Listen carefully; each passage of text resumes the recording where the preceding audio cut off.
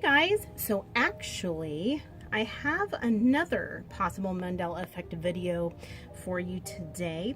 I was looking, it was so weird because I was on my Facebook and I was looking at my memories from a few years ago today, and I realized that this article is one of the articles that I posted around this time. I want to say back in 2009, although it's funny because this article doesn't have a date on it.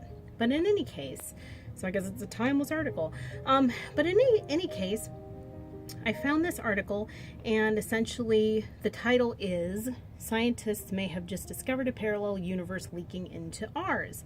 And it's so funny because I thought I remembered the terminology as bruising our universe, like coming up alongside it and bruising it. I mean, they are parallel universes, but that's not the terminology. So now it makes me wonder if that's a Mandela effect in and of itself. But in any case, I thought this was so fascinating because, like, this was probably about, I would say 7 years ago that I posted this article, that I remember posting it. And we really hadn't started talking that much about parallel universes. It wasn't a form of our daily banter. So let me go in and get right into it. So basically it says, we may have just, for the first time ever, caught a tantalizing glimpse of a parallel universe bumping against our own. That's it, bumping it instead of bruising it. Scientists say that signals from the furthest reaches of space suggest that the fabric of our universe is being disrupted by another universe. The discovery could provide proof of the multiverse theory, which says that there are many alternate universes. We may have just for the first time ever caught a momentous glimpse of a parallel universe bumping against our own. Scientists say that signals from the furthest reaches of space suggest that the fabric of the universe is being disrupted by another universe. The discovery could provide proof of the multiverse theory, which says that there are many alternate universes. And then there's a little diagram here. Diagram, I should say. It doesn't really make much sense to me. It just looks like a bunch of stuff you'd see under the microscope. Snot, I don't know what. Then again, who knows? Maybe we are all snot living under a microscope. You never know. We're all living in some rich man's nose on this planet Earth. In any case, back to the article, Dr. Ranga-Ram Chary, a researcher at the California Institute of Technology in Pasadena, so you know it's legit if it's the California Institute of Technology in Pasadena, examined data from the cosmic microwave background gathered by the European Space Agency's Planck Space Telescope. Within this glow, left over from moments after the Big Bang, he discovered a number of spots where the microwave light was far brighter than it should be. He claims that these may be signals caused by the interaction between our universe and another one a few 100,000 years after the Big Bang, around 13.8 billion years ago. The existence of multiple universes, a multiverse, has been considered scientifically plausible. If all of the universes emerge from the same Big Bang, then they're likely sitting together in a row, vibrating. According to the theory, if these universes touch one another, the resulting collision would leave some sort of evidence. According to New Scientist, which first reported the Dr. Chary's research, this is akin to two bubbles bumping into each other. These so-called bubble universes, which are expanding within the multiverse, bumped into each other as they expanded after the Big Bang, leaving an imprint on each other's outer surface. And this looks like a bunch of circus clown model bubbles. It actually looks like a birthday here, but I guess that's a drawing. And it says, eternal inflation. Our universe could be one of many bubble universes in a branching, over-expanding multiverse.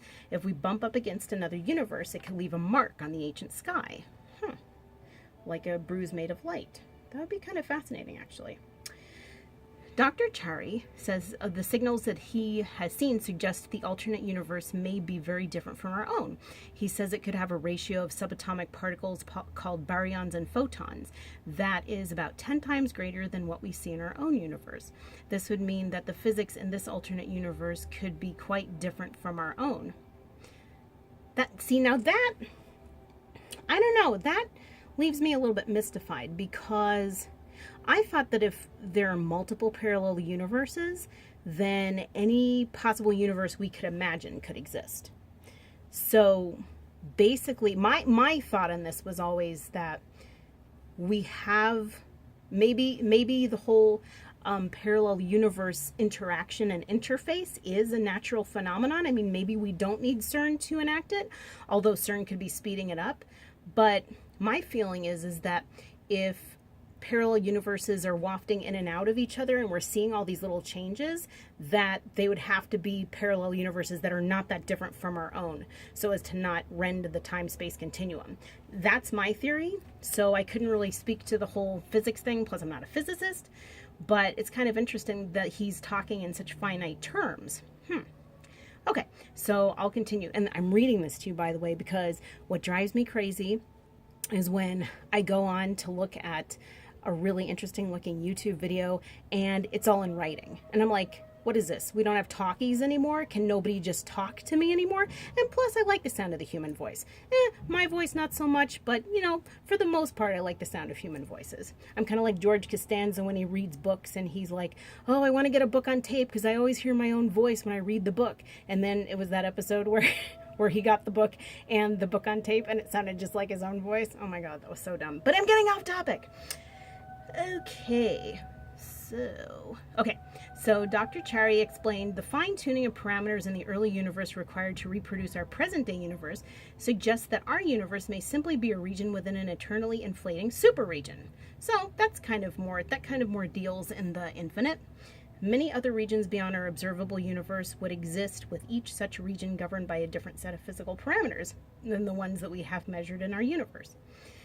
Dr. Chary came to his conclusions by using models of the cosmic microwave background and subtracting it from Planck's picture of the entire sky. He then removed signals from the stars, gas, and dust. With all these removed, all that should have been visible in the images was noise. However, Dr. Chary reports that instead he found scattered patches that were 4,500 times brighter than they should have been. They are thought to come from an era in the universe's evolution known as recombination, when electrons and protons first combine to create hydrogen. This era has a distinctive spectrum of color due to the limited number of atoms around, and hence has a unique appearance, and anomalies can easily be spotted. Dr. Chary wrote the implication is that the collision of our universe with an alternate universe has a higher baryon density, is responsible for the enlightened recombination line signature. Okay, that's all Russian to me, but I suppose you could look it up. Other astronomers are very excited about his findings. Dr. Jens Chalupa, an astronomer at the University of Cambridge, told New Scientist to explain the signals that Dr. Chary found with the cosmological recombination radiation, one needs a large enhancement in the number of other particles relative to photons. In the realm of alternative universe, this is entirely possible. The discovery of another universe would be earth-shattering. Excitingly, further study of this possible parallel universe may be possible very soon through NASA's PIXI, the primordial inflation explorer, whose instruments could more accurately observe and analyze Chary's light signals and procure more data about cosmic inflation. Scientists at Goddard Space Flight Center are looking for funding for PIXI. However, that funding might not be awarded until the end of 2016. So, this was just really fascinating. It was just such an interesting parallel of what I'd been discussing so far. I also looked up PIXI through NASA, and it's not a very long description. It's kind of boring. It talks mostly about light, and it's kind of like Russian to me, so I'm not even going to get into it. But in any case, you can look it up, you can Google it, and it will be there. But I just thought it was really fascinating. I'm just wondering if parallel universe bumping has been going on for quite some time, because apparently there really is a parallel universe wherein there's an S missing from depends, and there is only 2 E's and actually 3 E's in Febreze. Oh my gosh, now I'm forgetting how you spell Febreze. Anyway, does it really matter? But not really sure why it's all bodily function and human hygiene products where the spelling is changed, but maybe that's a metaphor for something. In any case, I thought this was really fascinating, and if you think so too, or if you have anything to add, definitely feel free to comment, feel free to subscribe for further discussion, and I hope you guys all have a great holiday, Christmas, Hanukkah, Kwanzaa, or Festivus. And that's about it, and I will talk to you soon.